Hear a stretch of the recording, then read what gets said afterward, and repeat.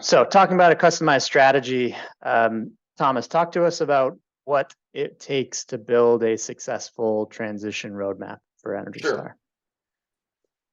So, Sai, how we see it is that it really takes three key steps. And originally we had this in one step, and it was just too much at once, right? And so we kind of look at it and we said, let's break this down into bite-sized chunks and tackle it the way that builders have typically tackled it. So for us, that means we go into phase one, and phase one is the energy feature gap analysis. You can go ahead and progress one slide, Sai. Sorry, Thomas, just had to get some power for the laptop, but I'll be there No in problem. 20 seconds. Yep. So as he's doing that, the phase one is going to have us going through an energy model, looking at various scenarios so that the pricing exercises can take place. And again, what we're looking for here is, well, we didn't outspend the cost of upgrading to that program, and therefore this may make sense for this community, this division, this region, etc.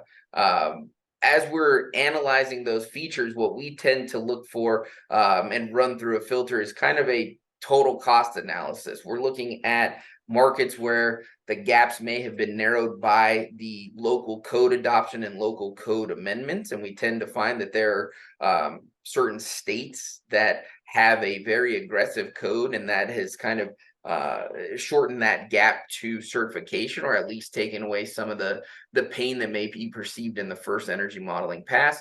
The next is also that we're going to be looking at any local incentives or rebates that are available to help offset and maybe subsidize some of those upgrades that are in line with their own goals. And I know the Ecotrope team has a great tool related to looking at those types of scenarios. So you want to look at multiple scenarios here. You want to price different things. And if you find something that kind of stands out to you, I would highly suggest that you ask questions and get, second and third opinions. The little anecdote I can tell you here is that we were working in a market that we had identified as, I would say, kind of medium difficulty for getting to Energy Star. We have some Energy Star builders. They have a formula for making it work. We have others that don't commit to it. And then we had a new builder that kind of said, all right, let's walk through this. And the scenarios very simply showed that it took one or two things and they were meeting it from a performance standpoint. And then they came back and they said, we went out for bid and we found out that our insulator is going to charge us, $1,300, $1,500, $1,700 for a grade one install, because that's what Energy Star requires. And it blew us away. One, because that is the expectation. There's no material increase. There's no labor increase. In fact, it probably reduces the liability of the insulator. But because they were expecting poor installs and therefore probably a lot of field failures, they had just outpriced the tax credit. And sadly, the division was initially accepting of that price and said, well, now it doesn't make sense. It's going to be too expensive. So we were able to kind of talk through that a bit more and say, well, it should be cost neutral. It should improve things in the field. It should make, the insulator have the ability to, one, have less customer service visits, and two, not worry about field failures, because this actually serves as a way to validate a quality install and make sure that the people are trained in doing it correctly in the field. And so over time, I think those are important. So on this step, I would just say, don't accept that initial pricing at face value. Ask a few questions, get multiple scenarios, and really dig in. Step two, on the next slide here, what you'll see is what we call division preparedness reviews. This is making sure that the implementation and execution of the program is very thought through and that the requirements are familiar to that division management team, specifically the purchasing and construction teams.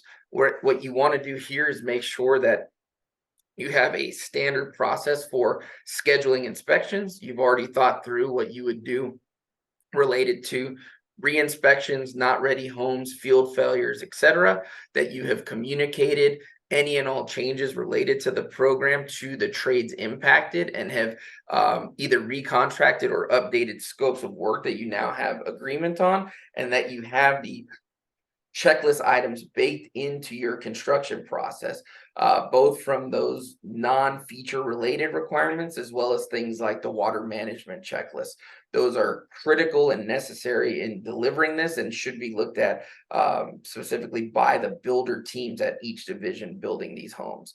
The last step I'd say is being able to understand whoever is inspecting your home, what their deliverable is on that home, so that you get a report back that shows here are the items that pass, fail, require re-inspection, maybe are very time sensitive, so need to be something that you're looking at on a at least daily basis, if not more frequently. The pain point that you'll see here, and you want to make sure that everybody is familiar with, is that there are inspections that are required to happen after insulation is installed, but before drywall goes up. And if this is missed, you do not have an opportunity to certify that home. So that effectively loses the tax credit. So you may have had front end investment related to getting the home ready for Energy Star, but through a simple but critical mistake, you've now missed an inspection, and there's no way to remediate that other than pulling down drywall. That is a painful correction that a few builders have had to do and never want to do again. So being very clear on the expectations related to those inspection procedures is, again, going to be critical to the success of certification. And then our last step is just expanding this deeper into that group at the division level, and that's going to be our trade base. So reviewing the requirements and upgrades with the impacted trade partners, specifically framing, HVAC, insulation, drywallers. Depending on selection of features or other requirements, you may find that this list expands just a little bit, that you want to make sure a change that impacted the plumber, that they're aware of and are going to understand it moving forward. You want them to understand what the expectations of your inspector and their inspector protocols are going to be, and then again making sure that they're familiar with the reports they're going to receive so that they can rapidly respond and correct any field failures that they come across. I can tell you one of the things that we did as a value add to our partners is we created a trade summary form. And this basically says that we understand that the HVAC contractor doesn't necessarily need to be alerted when there are framing failures. So we break those out into the key trades, and they can then focus on what pass and fail related to their discipline. So items like that go a long way to ensuring success.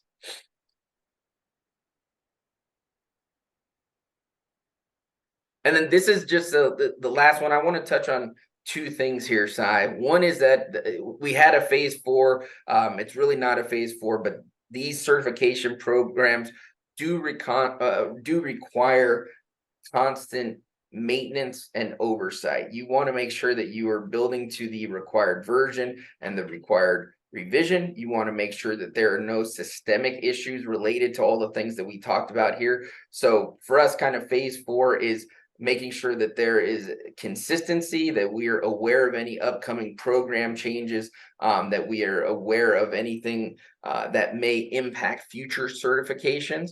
And so I would definitely say, as a piece of this conversation with our division partners, that we're looking at a ongoing strategy, also ensuring that whoever is doing your energy modeling and your field inspections is doing a quality job of that. There are a lot of eyes and ears looking at how things are executed in the field, and that's great news for all of us because that just leads to better performing homes, but it also can increase risk if we have somebody that's underperforming out there. So just being aware of kind of quality standards is going to go a long way. And then this slide is to tell you that there are a quick checklist here for ways to get to zero energy ready once you've committed to Energy Star. And you may find that at a glance you're going, this is way too much. We're already unsure about Energy Star. But the one thing that I'll say on this slide is that you may find that the ROI on getting to Energy Star is low percentage, but you've done most of the heavy lifting there.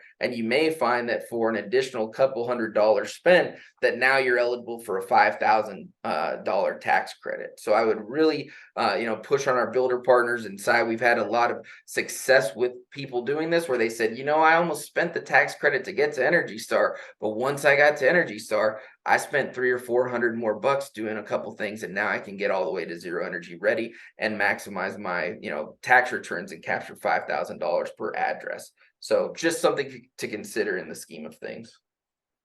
Absolutely. Yeah, great point, Thomas. We're seeing very low adoption numbers at the moment for DOE's Energy Ready, but hearing from a lot of builders that they're right on the precipice and expect those numbers to go up with that $5,000 carrot out there, Yes. this year and certainly in the coming years.